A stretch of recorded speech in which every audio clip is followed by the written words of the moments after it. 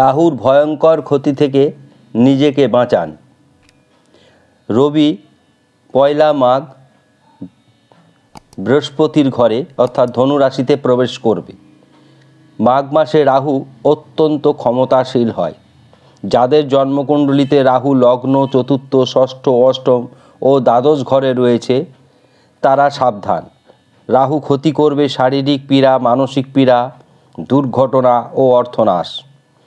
সুতরাং আজ থেকে 15ই ফেব্রুয়ারি পর্যন্ত রাহু এই কাজগুলি করুন, তাতে খুশি হবে। কুকুরকে খাওয়াবেন, প্রত্যহ কালো ও নীল বস্ত্র পরিধান করবেন। 3 নিরামিষ আহার করবেন শনিবার দিন। 4 মহাদেবকে ওং নমঃ শিবায় মন্ত্রে পুজো করবেন এবং রাহুর বীজ মন্ত্র পাঠ করবেন। ওং ঐং হ্রিং রা হবে।